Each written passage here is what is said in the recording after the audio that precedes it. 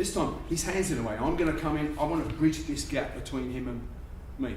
Single direct attack is just a bit too far. So I've either got to stab, yeah, but then I've got to, look, it's a big commitment. I'm going to commit and he's going to stop hitting me, yeah? So just as he goes to do that, all I'm going to do is I'm just going to stop this hand, yeah? I'm going to get past this hand because it's offensive. Hey guys, welcome to my commentary on the martial way. I am KShabazz, founder and chief instructor of Black Finish Kune, located here in Atlanta, Georgia. Here we have Guru Bob Breen demonstrating how to properly use hand trapping to bridge the gap. Many people have heard of this and may have even seen it, but because it happens so fast, so quickly, they can't really explain the details of what they just saw. So I'm going to play the full clip, then I'll come back and give you my comments.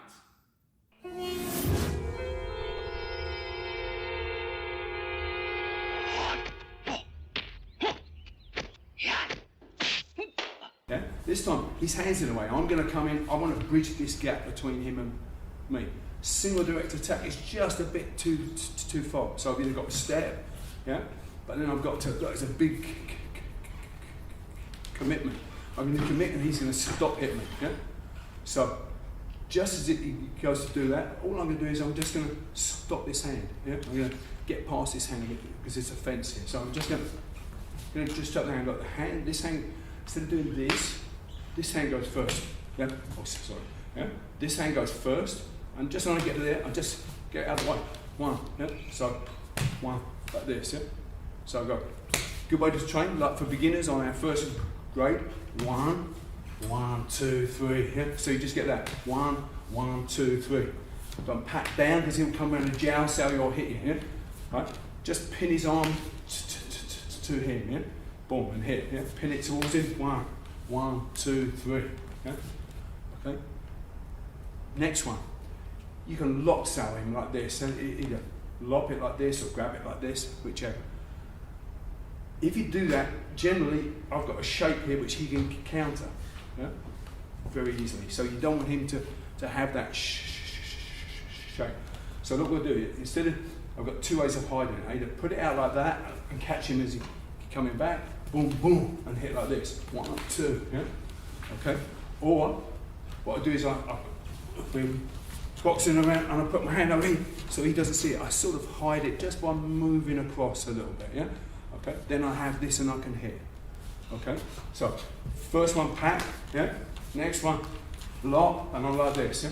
Or I move it, yeah? 10, I'm bobbing and weaving, bang, and I hit, yeah? Have that. You can come in an arm bar and everything from there, yeah? Bob Breen wants to bridge the gap between himself and his opponent, but the distance is too great for him to simply walk up and just hit the guy. Now, when closing the distance, bridging the gap, he has to get past the potential offensive measure of his opponent. I mean, his hands are up, right? And he's providing cover, right? But those hands, can, these are live tools. They can strike at any moment. So here in this particular clip, he decides to trap. Now, the first option is paksao, which means slapping hand. Now, in trapping, the striking hand moves first. You'll see Bob Breen point that out, right? And that's one of the biggest things that you want to take note of, right? And this happens for a few different reasons. Number one, when your feet moves first, before your offensive tool does, your opponent can clearly see you coming, in which he would naturally assume that you're launching an attack. Therefore, he's able to intercept you, he's able to counter you, or what have you. So therefore, you want to camouflage your intention as best as you possibly can. If you launch your offensive measure, let's say a straight jab. Let's say you're in a traditional boxing stance and you launch a straight jab. Now, if you're throwing a jab straight down the center, the depth perception of your opponent does not allow him to determine really how close your fist actually is to his face. I mean, imagine staring at an arrow that was just launched from a bow. And if it's coming directly at you, like right between your eyes, the natural limitations of your vision won't allow you to determine how close it actually is to your face. It's like watching something in 3D. Now, if you're in a Bajong stance, which is the JKD stance, your lead hand is in a low position. It's on center line, but in the Bajong stance, your lead hand is relatively low. Now, this is because when you launch that lead hand, it comes in under the line of sight. And by the time they see it, it's simply too late for them to react. Now, this isn't a new concept, right? But Bruce Lee pointed it out several times in his writings. He says, one important point in all hand techniques is that the hand moves first, preceding the foot.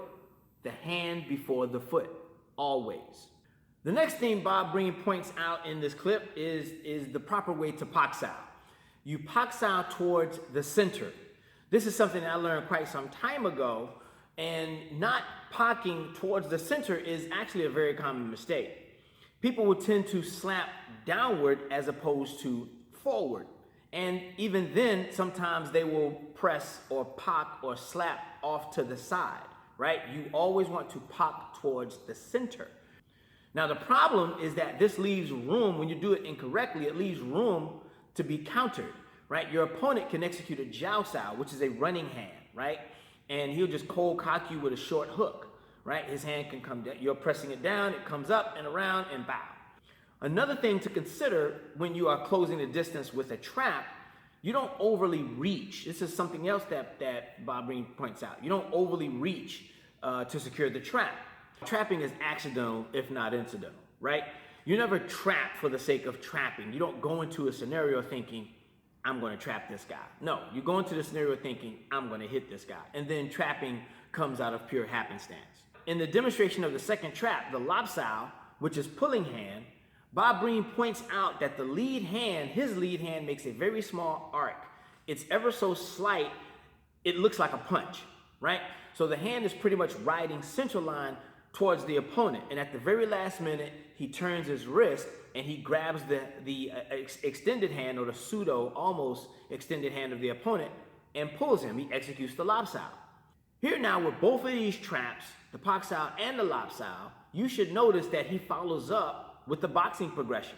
This should tell you that trapping is instantaneous and it has a very short lifespan. He's only using trapping to help him bridge the gap, to get closer to his opponent while sustaining as little damage as possible, right?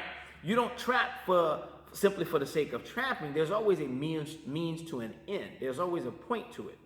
And the point in this scenario is to bridge the gap so that he can hit the guy. All right, guys. That's the clip. Those are my comments.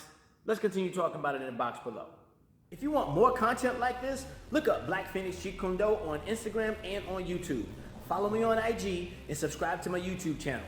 Don't forget to hit the notification bell. You can also find me on Facebook. And if you visit, make sure you like the page. If you want to train with me in person and you're in the Atlanta area, visit my website, Black Phoenix JKD, for my locations, class times, as well as my price list.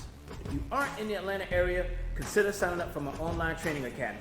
And just the same, all of those details are on my website, Black Phoenix JKD. Lastly, if you have any questions, concerns, or considerations, you can private message me via any of those social media platforms, but you can also send me an email directly from my website. I want to thank you for tuning in. It's KShabazz for Black Phoenix Jeet Kune, and I will see you in class.